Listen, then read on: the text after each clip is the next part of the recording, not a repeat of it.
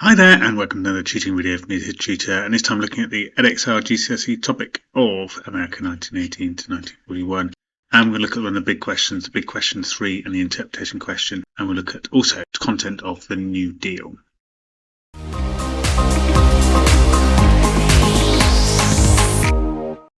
Okay, so in this tutoring video we're going to tutor you how to answer the big question at the end, the 16 marker on the interpretation with the two sources and using your knowledge as well and how to work all that out and produce a really good answer. It's going to be based on the New Deal, so revise your knowledge. You can look at my YouTube videos and my revision guide to help you with that. And then we will talk through how to answer the question step by step and in detail. Firstly, let's have a quick quiz just to revise your knowledge on the New Deal. Okay, so here's a quick quiz then, 8 questions about the New Deal. Use them to help you revise if you like, or maybe you've revised already and you've looked through your content on the New Deal and you're ready to answer. So use your revision guide. If you haven't got one of my revision guides, then just a piece of paper or your brain, just have a think about the answers. So pause it now and give it a go. Okay, so question number 1, name the group of people assembled by Roosevelt to make the New Deal. So that's the Brains Trust. At the start of his era in power, they get together and come up with their plan. What were the 3 R's of the New Deal? We've got relief, recovery, reform.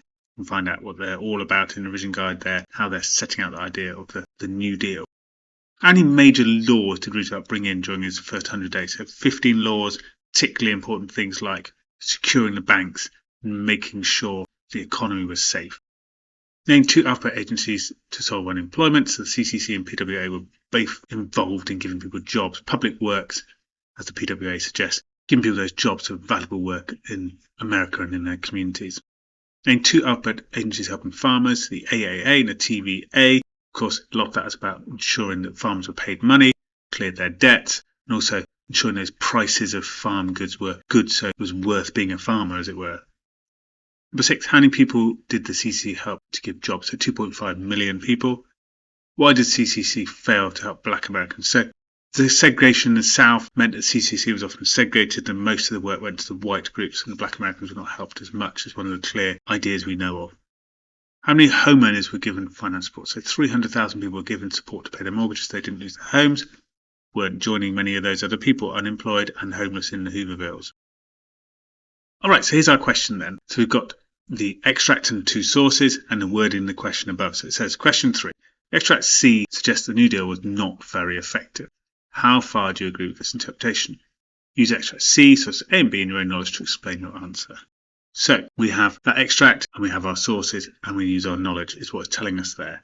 As you know, if you've seen my other videos, I like to think about what that question is actually telling us and what does the wording mean and come up with a bit of a success criteria and a mark scheme for it. If you've already done my other question 3 video, then you've seen how I talked through this. But if you haven't, this is the first time you've looked at it, then pause it now and have a look at the wording of the question and see if you can work out what key skills you think you need to do to get full marks for this question. Okay, so here's my ideas then. These are the type of things you need to consider that will be on the mark scheme. All of these things I've written here are reacting to the phrasing of the question, what we call the command words. So we've been told to use the main message from extract C. So the last sentence says use extract C. It also says use sources A and B, so we therefore got to use sources A and B to support the argument for and against. The phrase, how far do you agree with the interpretation, tells us we've got to do yes and no arguments. So the sources need to work together to support the extract view and not support the view. It says also use your knowledge. We need to use our knowledge to explain our ideas a little bit as well and contextualize what's happening. We should be organising our arguments like good historians in little paragraphs, setting up our arguments about the viewpoint. Was the New Deal effective or not? And that could be in little P or paragraphs. We may want to assess the provenance of sources to help us understand why they have different viewpoints, as we did in question 2. And we need to conclude at the end, how far? That could be a partly or mostly type wording in there about how far we agree. Now, let's have a look at the extract in more detail. So what are the arguments? Now, in your exam, you need to read through the extract and just highlight around it or label some of the arguments you're getting. We need arguments about, was the New Deal effective? Okay, ways it says it was and wasn't in there. So pause me now, read through what ways does it say the New Deal was effective or not. Okay, so here's my idea. So I firstly found it says the New Deal did not solve the long-term problems. The first New Deal created jobs and provided relief, but problems remained when they sort of slowed down the New Deal help. Second point, it says unemployment increased when there was a cut in help with the second New Deal, into more money being spent again to solve unemployment. We now have our 2 viewpoints here on the screen, and you'll see it in the revision guide as well, that we have potential for working out our sources and planning around our sources. So what we need to think about with the sources is, remember, you'll have already read them by the time you get your Extract C question 3, because you've done question 2 where you've tried to find similarities and differences between them. So you'll be aware of the sources in quite a bit of detail by the time you come to this question, and you'll be able to quickly think about ways A and B support the viewpoints. So you've got your 2 viewpoints about was the New Deal effective or not, and you can then start to think about how are the sources supporting this or not. So set out ways then that A and B, the sources, support the 2 viewpoints here on the screen from Extract C. And you can write it in a little tabular form, as you can see in the revision guide, or you can just make a few notes on a piece of paper if you're working on paper. So pause me now and have a good think about it, jot down some ideas. Right, so here's what I've got. So we've got point number 1 from the extract, which is did not solve the long-term problems, but the first New Deal did create jobs and provided relief. So source A supports this. People criticised the CCC, but it did lead to 250,000 jobs, and the Farmers' Relief Bill increased incomes and prices, suggests short-term success. Source B, New Deal had increased taxes and slowed down economic recovery, suggests that long-term failure. What about the ways they disagree? Well, source A is Roosevelt himself, with a very positive tone, and argues it's a well-structured help. So, of course, he's going to argue it's all brilliant, which isn't going to agree with the Extract C point. And source B is a Republican, so will argue the negative side. It suggests there is relief, but argues it cost a lot of money. So he's anti the New Deal, so he's going to say there wasn't a short-term success, and if there was, it cost lots of money. You can see how we get these different viewpoints. So the second view in Extract C says unemployment increased when there was a cut in the second New Deal, leading to more money being spent to solve unemployment. So this idea of perhaps a waste of money taking place, and unemployment wasn't solved. Source A agrees, people are criticising the programmes. Source B argues yes, it was wasteful, and people were not self-sufficient, suggesting unemployment returned in the second New Deal. Whereas source A, when we're talking about the disagreeing, government public work created more jobs, is what Roosevelt argues in source A, and source B argues economy recovery had been slowed. This suggests there is some recovery, even if it was slow. So we've got a number of ways in which the sources can help. You just need to use them in a thoughtful way. Just because they are against something doesn't mean you can't find ways in which they are for something as well. Just got to think about it carefully. So let's think about our knowledge now.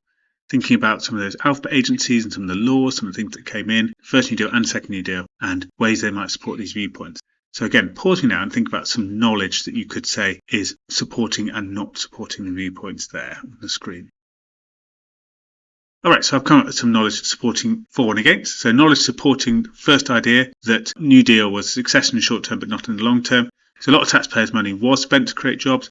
Some jobs involve planting trees for CC or taking pictures of PWO, not really creating long-term change. People could easily criticise it. It seems to be just giving jobs for the sake of jobs. Knowledge against it, saying obviously that therefore it's quite a positive thing overall. CCC led to 2.5 million jobs being created. The PWA and CCC helped reduce unemployment by 4 million. Unemployment dropped 24% to 14%. It was helping to prime the pump of the economy. So lots of potential ideas to say that, yes, in the long term it was helping, despite what it says in the extract.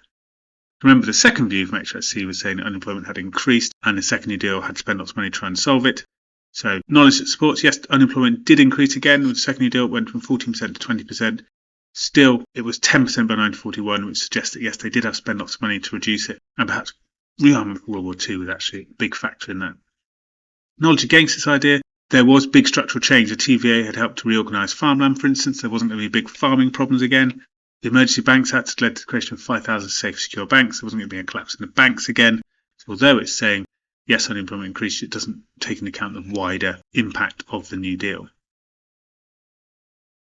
Okay, so we've got lots of ideas now, and we've got to try to put this together as an argument. So we still use our Peel paragraphs.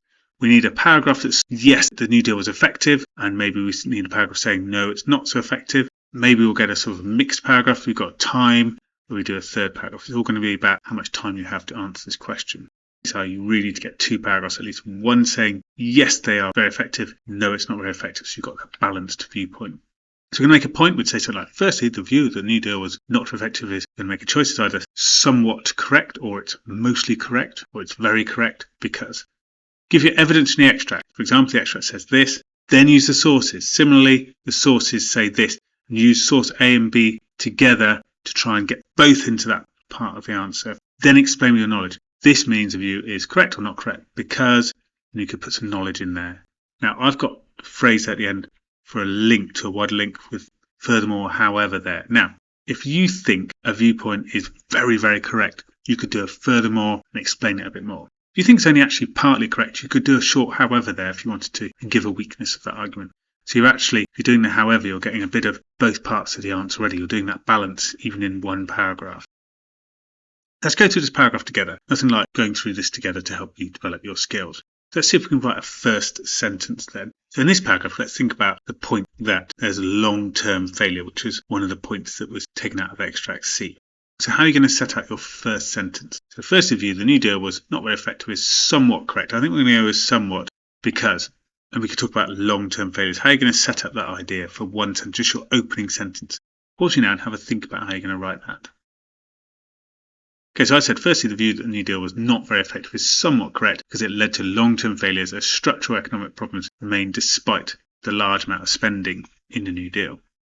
So then I'm going to say, for example, so can you give a little bit of evidence now from the extract and the sources? So we want to have the extract bit. So look back at the extract part of the plan. It talks about how there was long-term problems. And can you find some information in the sources that talked about long-term problems that supports this idea? See if you can write a couple of sentences now using the extract and the sources. Okay, away you go. All right, here's what I've come up with. And maybe you'll have some similar ideas. If not, then have you got similar skill levels to me? I've said, for example, the extract states that the New Deal didn't really solve the problems. It only helped a little by creating jobs and providing relief. That's it. That's all I'm writing about extract C. I'm not going to write any more. One sentence. This is not a copying exercise from the extract. Similarly, the sources support this perspective. Source A acknowledges criticism of programs like the CCC, while source B dismisses the policies as wasteful and highlights the burden of high taxes. A is clearly Roosevelt acknowledged there was criticism of the CCC, and B talks about being wasteful. I've given two sentences there, very short, concise use of the sources. Again, I don't need to copy out all the sources. The skill is in finding the bits, the sources that support one another. Now we need to explain. This means the view is correct as. Now, can we maybe use some of our knowledge and to help explain ways in which actually there was some ideas that yes, it was a little bit wasteful, things didn't really work, maybe how unemployment increased towards the second New Deal? Pause me now and give it a go. Okay, so here's what I've said. This means the view is correct as the New Deal provided short-term solutions and relief but failed to address long-term issues. This is evident in the persistently high unemployment, which stood at 14% in 1936, before rising back to 20%. So therefore, it was bad. Now, in my opening line of this paragraph, I'd said it was somewhat correct to say there were long-term failures. Now, we know there were some long-term successes, so we could critique this idea a little bit and point out some of the long-term successes. We wrote some down in our plan with our knowledge. So are you able to think of any? Could you point out ways in which in the long term the New Deal actually did work and it wasn't a total failure? Pause you now if you can write some long-term successes. Right, here's my ideas. So I've said, however, the CCC and PWA did achieve some long-term success. Unemployment was reduced by 4 million overall. The work provided by those programs helped prime the pump of the economy, stimulating consumerism and job creation. Right, well, I hope you worked through that paragraph nicely. You're getting the idea of how we're going to set up the argument, concise use of the extract, concise use of the sources, and explain our idea. Okay, so now let's have a go at a second paragraph. So you can work through this one yourself. This paragraph, I think, could be about the viewpoint about did it solve unemployment or not. There's a bit of a somewhat argument again here, isn't there? So yes, it did in some ways. No, it didn't in other ways. So we could do a balanced paragraph again where you've got no, it didn't, and a bit of yes, it did, or vice versa in your paragraph. Or you could keep it quite simple if you wanted to and just do a nice, not very effective at solving unemployment paragraph if you wanted to. So pause you now and give it a go, remembering to give short extract use, short source use, try and use both sources and explain with a little bit of knowledge. Right, so here's my paragraph. So I said, secondly, the view that the New Deal was not very effective is partly correct because it failed to solve unemployment. For example, the extract states the second New Deal led to increasing unemployment. Source A, despite presenting a positive view of Roosevelt, who led the New Deal, acknowledges that some people criticised the CCC, which is supposed to create jobs, of course. Source B also describes the New Deal as wasteful and argues that people were not self-sufficient. Similar usage of the source from the other paragraph doesn't matter because the messages are needed. This means the view is correct about the New Deal failing to address unemployment as the schemes did not enable people to support themselves or secure jobs. This is supported by the fact that rise in unemployment when Roosevelt reduced funding for the work schemes after 1936, unemployment increased from 14 million to 20 million. However, if you want to critique this, there were some improvements that helped create jobs and boost the economy. PWA created large public works like hospitals, schools, and road building programs that employed millions of people. This contributed to reducing unemployment to 10 million by 1941. So, nice balanced answer. So again, I'm ticking the boxes of making sure I've got a yes and no side of the argument, even in one paragraph. Now, if you had time, maybe you've looked at the clock and gone, I've got 5 minutes left. I could still talk about some other things I haven't even talked about yet, about whether it actually helped improve the overall economy. Maybe I could do that. Talk about farmers and talking about TVA, for instance, and whether it helped improve wider aspects of the economy. There's other things to talk about. Maybe you could do a nice paragraph about improving the wider economy and farmers in particular. If you've got that 5 minutes left, it's worth giving it a go, because maybe in one of your other paragraphs, your ideas weren't very well argued or as well argued as you hoped. But doing that third paragraph for the last 5 minutes of your exam, you might have nailed some extra marks. So pause me now and give it a go. Right, so here's my answer. I've said finally the view that the New Deal was not very effective. It's not very convincing because it did help to improve the economy. For example, the extract says Roosevelt spent a lot of money without really solving problems. However, source A disagrees, as it says a very positive tone arguing the New Deal helped farmers with the Farmers' Relief Bill. While source B criticised the New Deal, however, source B may represent an exaggerated criticism of the New Deal as it reflects a Republican perspective. And of course, Republicans believe in individualism and did not like the New Deal. So this means that the view is not correct about the New Deal because farms are reorganised with the TVA. This modernised farms and created the conditions for long-term success. Furthermore, the Emergency Banks Act stabilised 5,000 banks, enabling them to invest in business and creating stronger foundations for the economy. So you'll notice there I've used the provenance of source B to say that because it's a Republican source, it's not giving me anything positive, it's just a criticism, and I've used that provenance to help me set out use of source B. So that's one way provenance can be really useful for you.